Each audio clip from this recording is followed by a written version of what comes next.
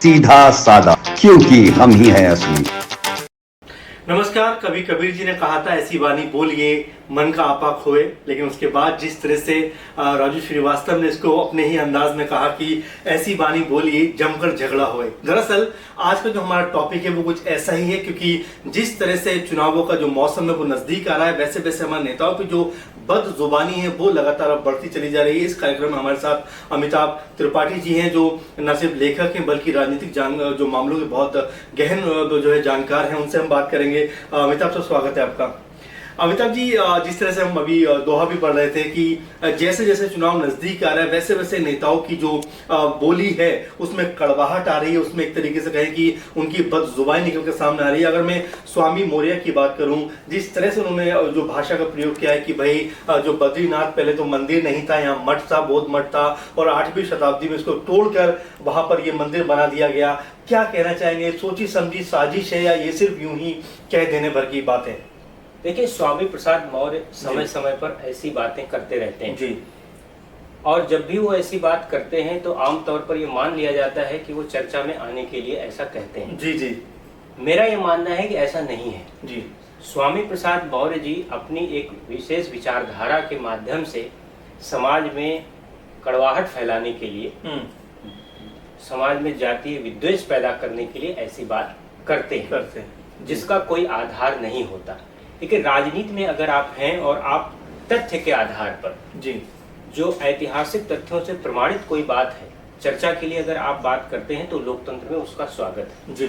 अगर इन्होंने जो बात कही, जी, इसको कभी भी किसी ने कहा होता या तथ्यों के आधार पर कहीं से भी ऐतिहासिक तथ्यों से प्रमाणित होता, जी, तो इस पर किसी को आपत्ति नहीं होती, उस पर डिस्कशन होता।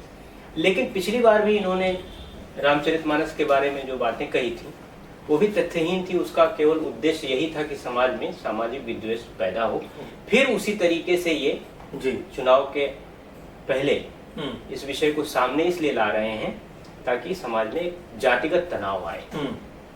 और चलिए तनाव आए, लेकिन जिस तरह की भाषा शैली का प्रयोग करते हैं, इससे पहले भी उनके बहुत सारे बयान निकल कर आए। ऐसा लगता है कि जो बौद्ध के प्रति उनका जो लगाव है, प्यार है, वो कुछ ज्यादा है। ये सिर्फ भारत के लिहाज से ही बात करते हैं, क्योंकि जैसे मैं आपसे बात भी कर रहा था, आपने बहुत सारी बातें बताई कि जो भारत के अलावा बहुत सारी जगह ऐसी जहाँ पर उनको जाना चाहिए, कुछ ऐसी बात आपने बताई थी। देखिए, जी जी, मैं गंभीरता पूर्वक वो बात कह रहा था। जी जी, कि स्वामी प्रसाद मौर्य जी बात करते हैं तो ऐसा लगता है कि बौद्ध जी, धर्म के प्रति, बौद्ध अनुयायियों के प्रति उनके मन में बहुत गहरी निष्ठा है। बिल्कुल। तो वही मैं सुझाव उनको दे रहा था कि 1990 में अफगानिस्तान में जी जी जी, जब तालिबान का शासन था, बिल्कुल, तो वहाँ बौद्ध जो बामियान प्रतिमा है, बौद्धों के श्रद्धा का स्थान, कितनी बड़ी बौद्ध प्रतिमा थी, उसको बम से उड़ा दिया गया। तो अगर वो वास्तव में बौद्ध धर्म का उद्धार चाहते हैं और चाहते हैं कि बौद्ध स्थान जो भी प्राचीन काल के रहे हैं और नष्ट हो गए हैं उसका पुनर्निर्माण हो, तो उनको अफगानिस्तान जाना चाहिए और तालिबान से संघर्ष करके उस बामियान की प्रतिमा को पुनर्स्थापित करना चाहिए। जी जी, और भारत की सरकार और उत्तर प्रदेश सरकार को उसके लिए उनको सहयोग करना चाहिए, उनको भेजने के लिए। जी जी, बिल्कुल, आपने बहुत कटाक्ष में ये बात कही। लेकिन जिस तरह से मेरे हाथ में जो बुक है, अमिताभ सर, आप ही की लिखी हुई बुक है, और जिस तरह से आपने इसमें जो है टॉपिक आपने लिया है कि डॉक्टर अम्बेडकर एक नई दृष्टि, और इस बुक को मैं सोचता हूँ काफ़ी रिसर्च के बाद आपने लिखा होगा, बहुत सारे तथ्यों के बारे में छानबीन आपने की होगी, तब कहीं जाकर ये किताब की शक्ल में आ पाई होगी। कहीं कोई ऐसा तथ्य आपको मिला कि जो स्वामी जी कह रहे हैं, कहीं उसके आसपास अम्बेडकर जी ने भी कोई बात कही हो पहले कभी? क्योंकि इतिहास के जानकार रहे हैं अम्बेडकर जी, संविधान निर्माता रहे हैं, मतलब एक अलग तरह की साफ, एक अलग तरह की छवि उनकी रही है। क्योंकि अब सब ऐसी ही बात बोल देते हैं जिसका कोई इतिहास से कोई लेना देना होता नहीं है। तो क्या इस बात में कोई तनिक मात्र कोई सच्चाई है कि जो बात अम्बेडकर जी ने भी ऐसी कोई कही हो? देखिए, आपने जब ये इस पुस्तक का जिक्र किया तो मैं थोड़ा सा उसके संदर्भ में थोड़ा सा कहूँगा कि विषयांतर हो जाएगा, उससे ज्यादा चर्चा नहीं कर सकता जी। मैं इतना ही कहूँगा कि मैंने अपने रिसर्च के दौरान ये पाया था कि डॉक्टर अंबेडकर के नाम का सबसे ज्यादा दुरुपयोग अगर किसी ने किया है तो अपने को अम्बेडकराइट कहने वाले जो लोग हैं, जो अम्बेडकर के नाम पर राजनीति करते हैं और कहते हैं कि अम्बेडकर की विचारधारा को फॉलो करते हैं, वही उनके नाम का दुरुपयोग करते हैं। वो एक इतिहासकार भी थे, उन्होंने इतिहास के तथ्यों के आधार पर बात की थी, कभी भी बिना मतलब की बात नहीं करते थे। और जिस तरीके से वो विषयों को रखते थे वैसे ही इन लोगों को भी रखना चाहिए जी। उन्होंने अपने किसी साहित्य में, किसी भी भाषण में, किसी भी लेखन में ये जिक्र नहीं किया है कि भारत में कोई भी मंदिर, बौद्ध मठ गिराकर बनाया गया। अब उनसे भी बड़े इतिहासकार स्वामी प्रसाद मौर्य हो गए कि जो कभी भी कहीं भी घूमते रहते हैं इधर से उधर, उधर से उधर। और देखिए राजनीति में स्वामी प्रसाद मौर्य को, जिसको अंग्रेजी में कहते हैं लॉन्ग रोप, इतना ज्यादा महत्व केवल इसलिए दिया जाता है क्योंकि इधर से उधर करते रहते हैं। सबको लगता है पता नहीं कल इधर आ जाएं, तो उनको मंत्री बना के भाजपा ने भी रखा था। जी। और भाजपा भी उनकी बहुत सी चीजों को टॉलरेट करती रहती है क्योंकि उनको लगता है क्या पता लोकसभा चुनाव से पहले जरूरत पड़ जाए और इधर आ जाए। तो इसीलिए इस विषय को आप देखिए, भारतीय जनता पार्टी किसी भी विषय को पकड़ लेती है जी, और वो भी सनातन से विषय। बद्रीनाथ के ऊपर इतनी बड़ी टिप्पणी की है, शांत हो गए जी। आप समझिए उसका, वो शांत इसीलिए हो गए क्योंकि क्या पता कि कल जरूरत पड़ जाए, तो इसीलिए अभी स्वामी जी को इधर बुला लिया जाए। चलिए, हम चर्चा कर रहे थे, चलिए इसको और आगे बढ़ाते हैं। एक और नेता हैं कांग्रेस के, नेता नहीं कहूँगा बल्कि वो एक जिम्मेदार पद पर बैठे हैं, असम में कांग्रेस के अध्यक्ष हैं भूपेन बोरा जी। वो जिस तरह की बात उन्होंने कही, जिस तरह से कृष्ण जी के ऊपर या और जिस तरह के ऊपर उन्होंने बात रखी, क्या ये सोचा समझा ये भी एक साजिश नजर आती है आपको? ये एक जो बयान दिए जाते हैं, क्या बाकी इसके पीछे कोई मंशा छुपी हुई है या यूं ही अपने मन की बात रखने के लिए सब बातें कही जाती हैं? देखिए, जब कोई भी किसी पार्टी का नेता जब कोई विवादित बयान देता है तो आमतौर पर मीडिया में चर्चा होती है कि वो चर्चा में आने के लिए किया है उसने जी। वो एक तरीके से समाज में बात फेंकते हैं, जिस वर्ग के लिए होता है वो खुश हो जाता है जी। वहां तक मैसेज चला गया और उस वर्ग ने, जब दूसरे समाज की तरफ से प्रतिक्रिया ज्यादा बड़ी हो गई तो कोई बड़ा नेता आके बोल देता है, या तो वो स्वयं नेता बोल देता है जवान फिसल गई थी, मेरा गलत मतलब निकाला गया, या उससे कोई बड़ा नेता आके बोल देता है कि भाई इनको ऐसा नहीं बोलना चाहिए था, हम इनसे सहमत नहीं। लेकिन सब मिला जुला कर ये होता है कि चुनाव आ गया है तो सबका मकसद पूरा हो जाता है। अब असम में कांग्रेस पार्टी को बदरुद्दीन अजमल की पार्टी से गठबंधन करना है जी, तो वहाँ 30% से ज्यादा अल्पसंख्यक हैं। अब मैं तो कभी कभी समझता हूँ कि अल्पसंख्यकों को भी इन लोगों ने गुलाम बना के रखा हुआ है। अब कोई जरूरी थोड़ा है कि जब तक आप श्री कृष्ण या श्री राम के प्रति कोई अपमानजनक बात नहीं कहेंगे तभी तक आपका कोई जरूरी थोड़ा है कि मुसलमान से पूछ के इन्होंने बोला होगा। लेकिन इनको ऐसा लगता है कि हमने बोला है तो मुसलमान खुश हो जाएगा। मुसलमानों को भी इसके सामने आके कहना चाहिए कि भाई आप ऐसी राजनीति मत करिए, इससे हमको कोई फर्क नहीं पड़ता। बिल्कुल। अब श्री कृष्ण जी को लव जिहाद के साथ जोड़ के बता दिया कि रुक्मिणी के साथ जो उन्होंने विवाह किया था वो भी लव जिहाद है। एक तो लव जिहाद की जो अवधारणा है वो भी गलत वही है ना कि उसमें अपनी पहचान छिपाकर किया जाता है।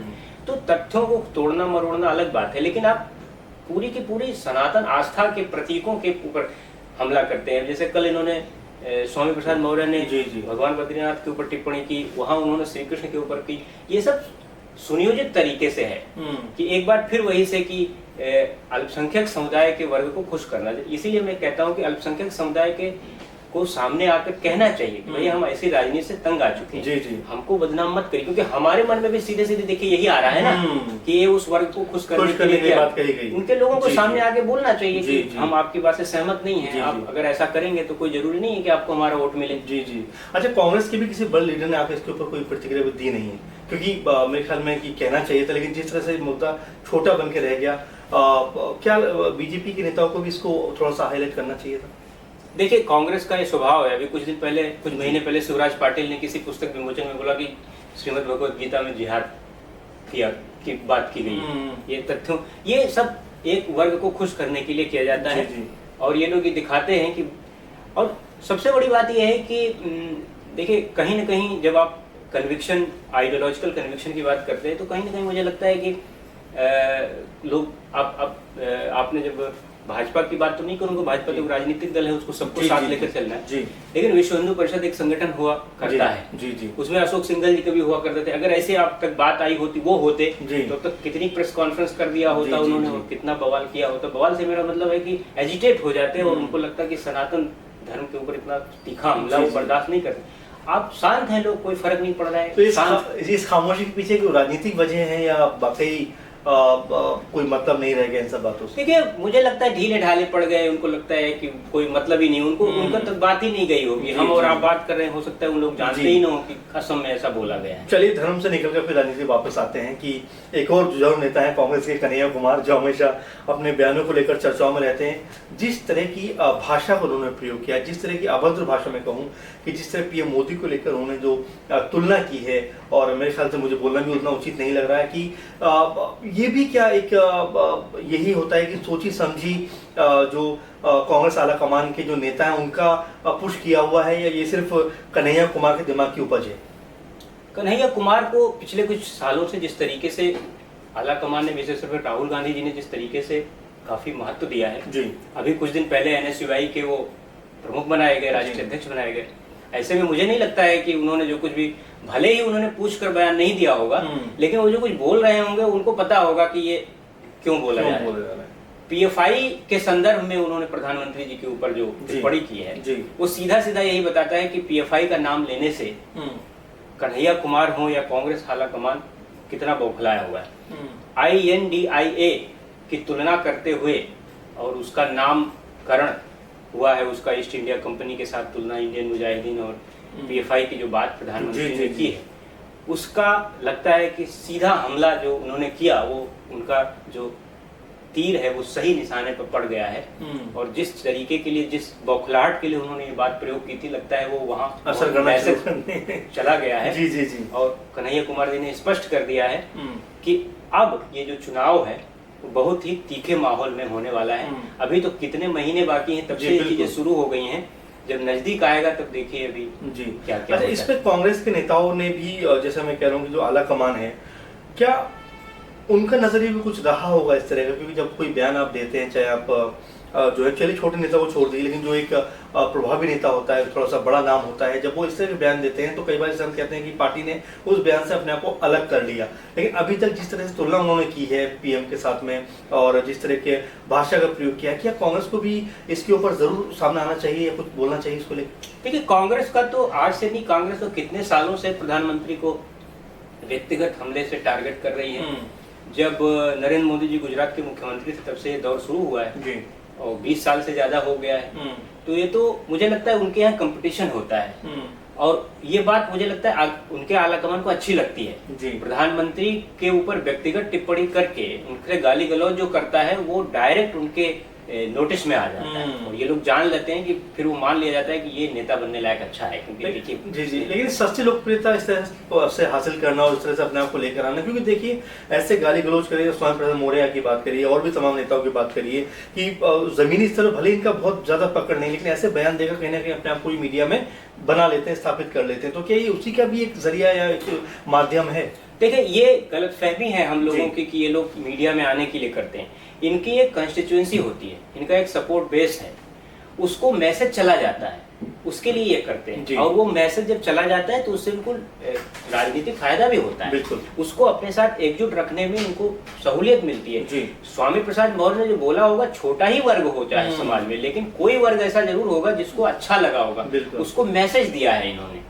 ये तो बात क्या है। ऐसे भूपेंद्र बोरा ने भी किसी को मैसेज दिया, ऐसे कन्हैया कुमार ने भी किसी को मैसेज दिया कि देखो हम उनको गाली, उन्होंने आपको गाली दी तो हमने उनको गाली दी, पलट दी।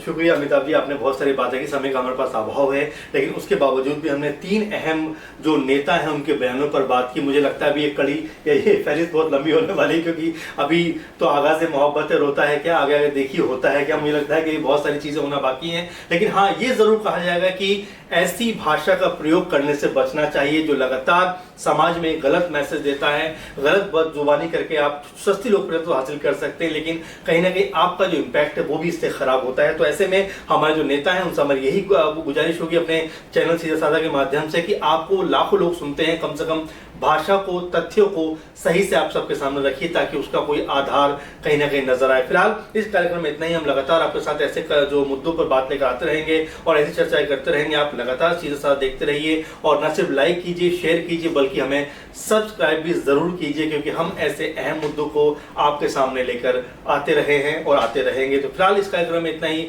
आपसे फिर होगी मुलाकात। नमस्कार।